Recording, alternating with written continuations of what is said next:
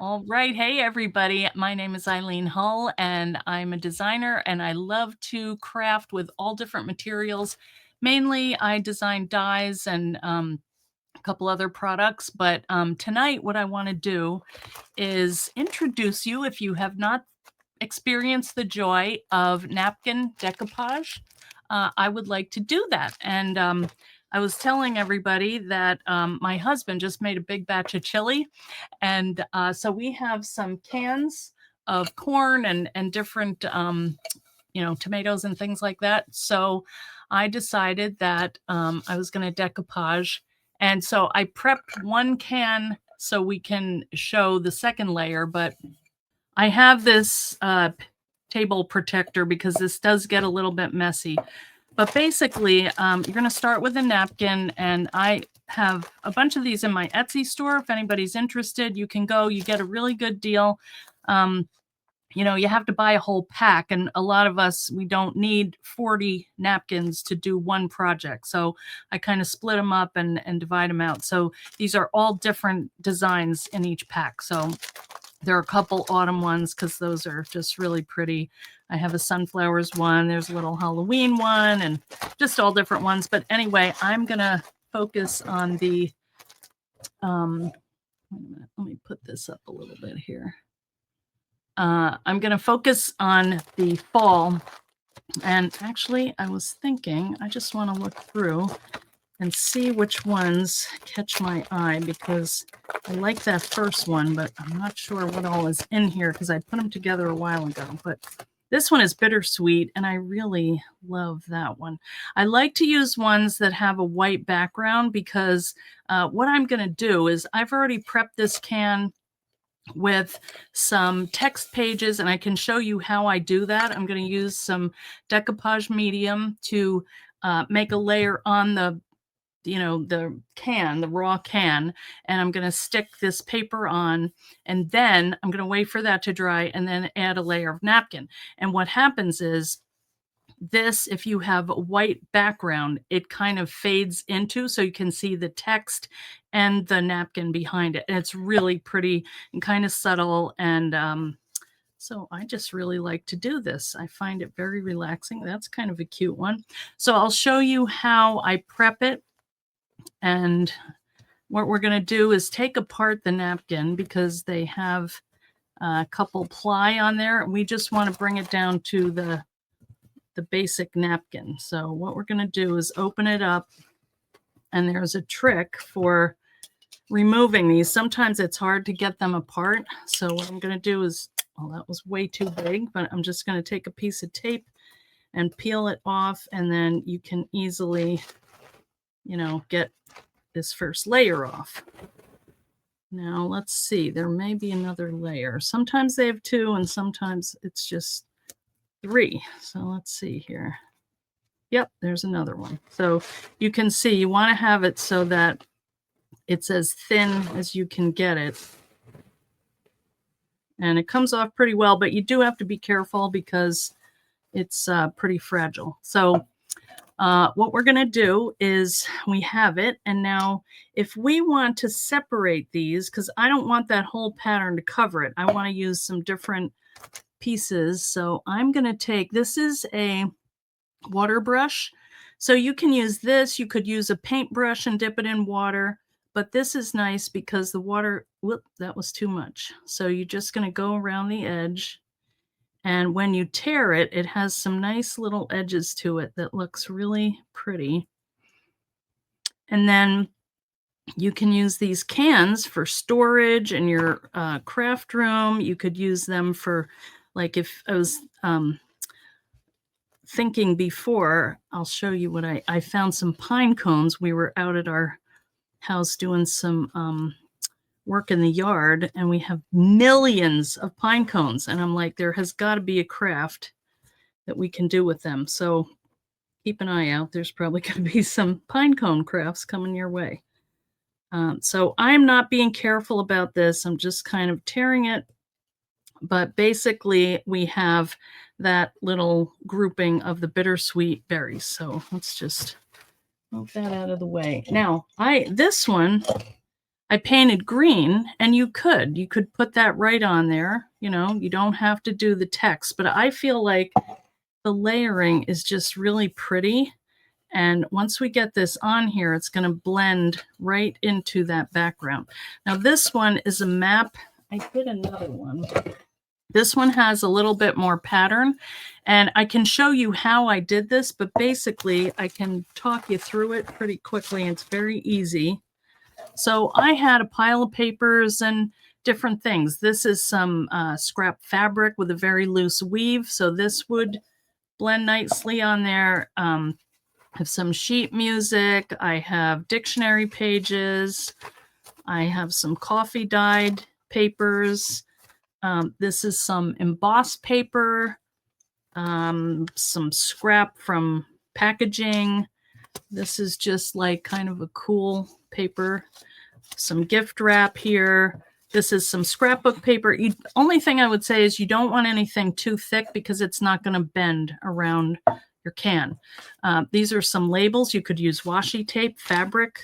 So this is a sewing pattern. Any of these things would work to just get a covering on your can. All right, so this one is done. So let's just, I tend to talk, so I didn't want to take the whole time doing,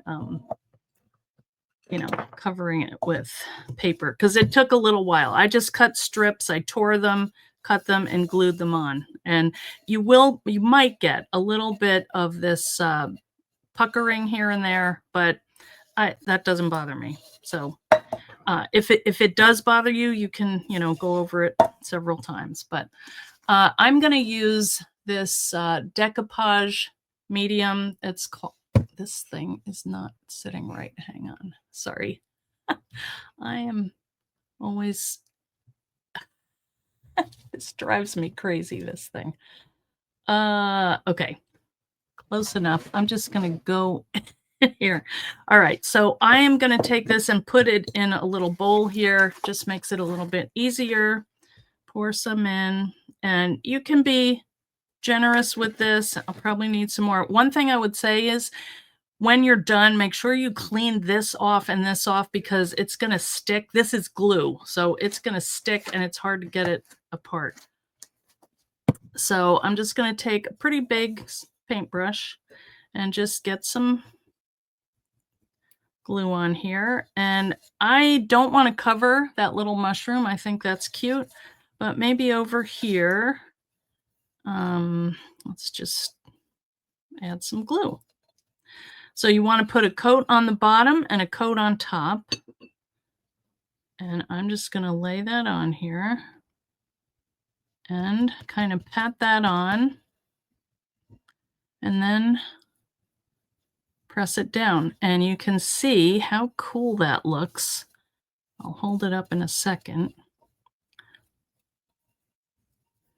Isn't that neat? It just kind of blends into, it fades into what is behind it. And you can see right through here, the text. So I think that's just so, so pretty. And I love doing this when I am thinking about something or I'm trying to figure out,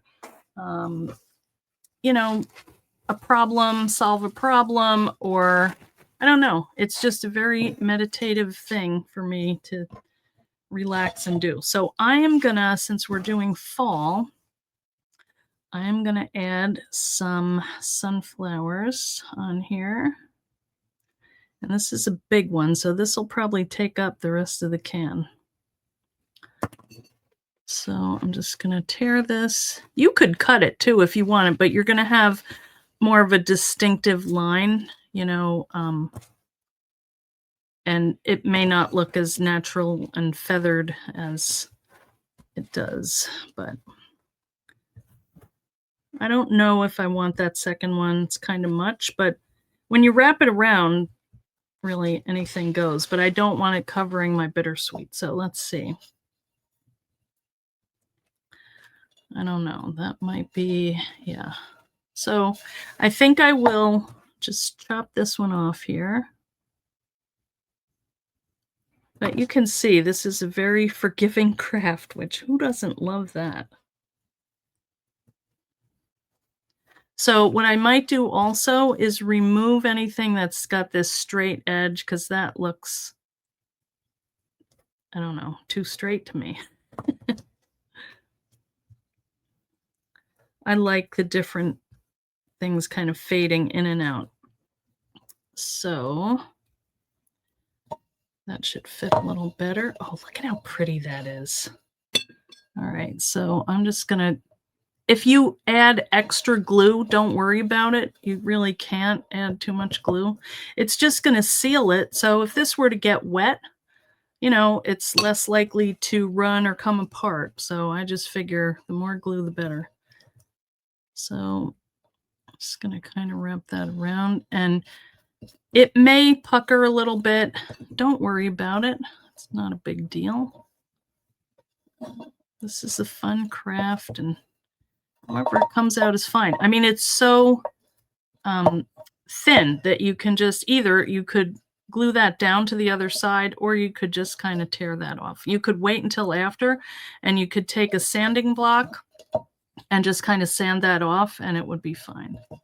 But I do start from the center, and then I, brush it out. And you want the coat underneath so it sticks, and then you want the coat on top so it is really stuck down and protected, kind of.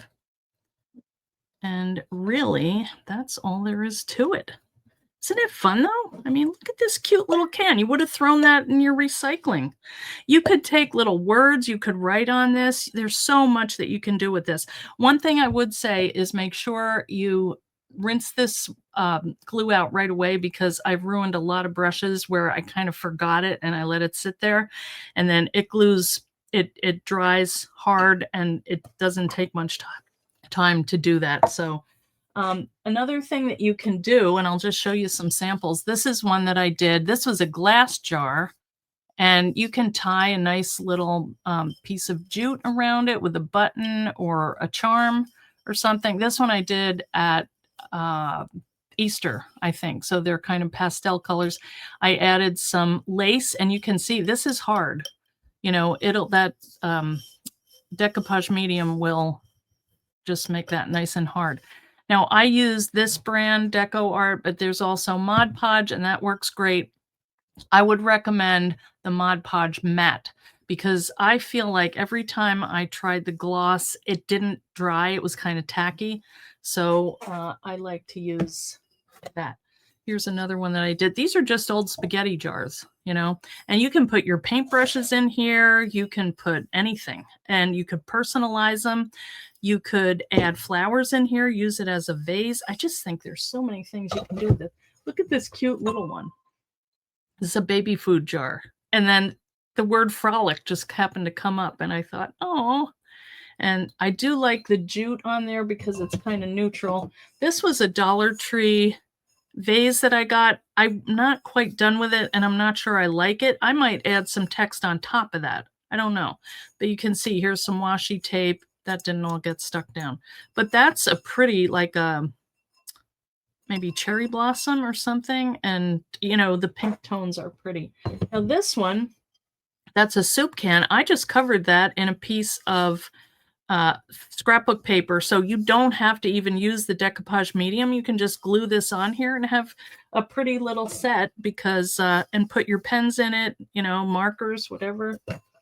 And you could also keep it plain. This one is just it's a vintage map. Pagans prominent. Wow. This is like, so that was some kind of population, I guess, a long time ago. But I thought that was kind of pretty and kind of graphic, so that's cool too. Anyway, I was going to add this, and then I also found this piece of fabric. This was a rug that I tore up. Somewhere I saw some kind of video that was you take this rug and you untwist all the little it's like bound up. I don't know how to describe it, but anyway, All right, that one is too short, but I bet I could do one going this way. And I could use that as a cute little band going around it. So I think I should have done this before, but I wasn't sure what I was going to use. But that is the fun of it. You can just kind of take things you have on your desk and just make fun little storage containers. And you could use them for like little favors around the Thanksgiving table, you know, and decorate, or Christmas, or give gifts in them. You know, this is kind of cute, maybe a little thick. So anyway, what can I say? I like tearing stuff up and putting it back together in another combination. I just think it's another form of creativity that maybe doesn't have a name yet, but I guess recycling. So I'm just going to tie that around here. And that didn't really, you know, that's kind of scrappy, but I'll just do like a little bow here. Or not, maybe. And cut off these other little strings. And the other thing that you can do, and I don't know if I have a lid for this, I usually just recycle the lids, but where I put them. But if you have a lid that fits on here, you know, you can paint that also and decoupage that, put a little knob and screw that on, then you'd have a lid for it. And that would make a nice little gift container, I think. So I think this would be pretty with a charm right here, like maybe, you know, a tree or something fallish, a leaf. I'll have to look and see what I have. But anyway, that's the basic idea of it. So that is my version of, and actually, I might add a little of this too while I'm at it.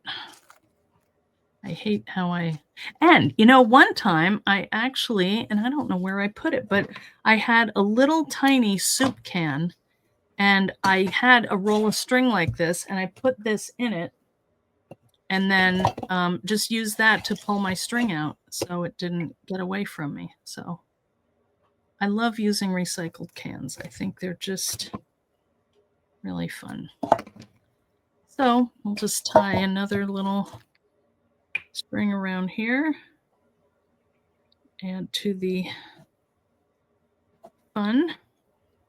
And if I did have a charm or a button, I would probably do that onto this knot here. So I would just tie that. And there you go.